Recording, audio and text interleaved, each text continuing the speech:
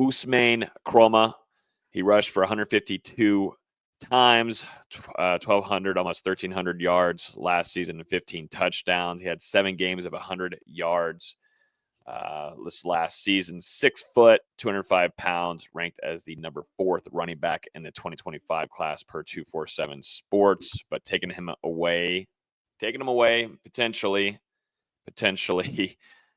from Kirby Smart and the Georgia Bulldogs, but seems like it's not fully done yet, and the Georgia's and Kirby's still fighting for this one.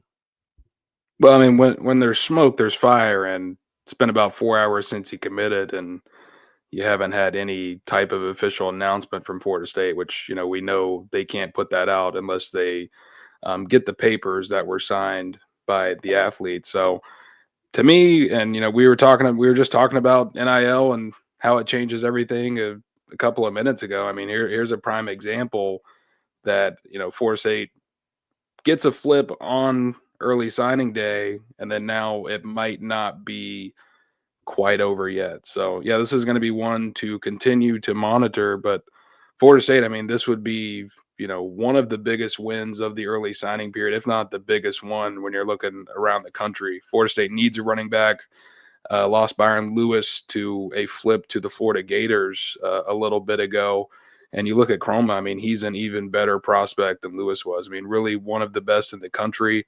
And this is a guy where Florida State has a long-standing relationship dating back a couple of years. Mike Norvell has been involved with this one from the beginning, and it looks good a couple of hours ago. We'll see if FSU is able to finish this one out. But, I mean, you even saw whenever he announced that original decision, Cam Davis, a guy who was close with Kromah growing up, he put something out on social media, a picture from back when they were both kids, and talking about how he was excited to play with him in Tallahassee. So, I mean, you've got to hope that Florida State can get this one done. Lawrence Toafili moving on.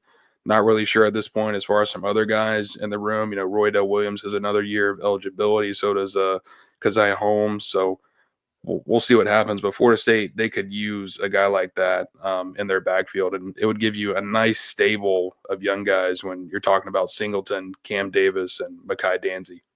Mm-hmm. Yeah, and you match that too with what you're bringing in with Gus Malzahn's offense. You feel very strong about what that young kid can do. And as we were saying, we'll keep an eye on this, see if things become official. But most certainly, the Bulldogs and Kirby Smart are trying their hardest to get rid of that flip and keep him up there in Athens. But a really special running back, looking at some of his film earlier today. He's a stud.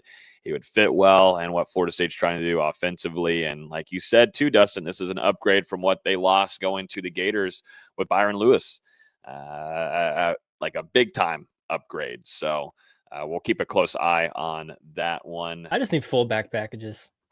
Oh, give me 2 or 3 fullback packages with Braden Fisk in there. I'm down. What kind of wall was that? Boys, I've got good news. Oh, whoa, good news. Kromah has been announced. Kromah's a Nole.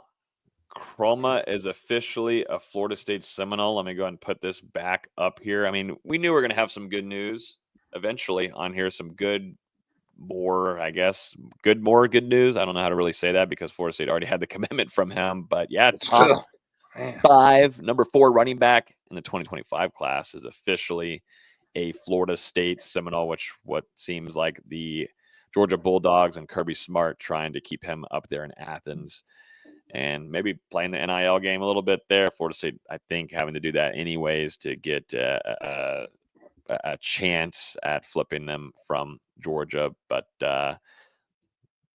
big get for the Florida State Seminoles.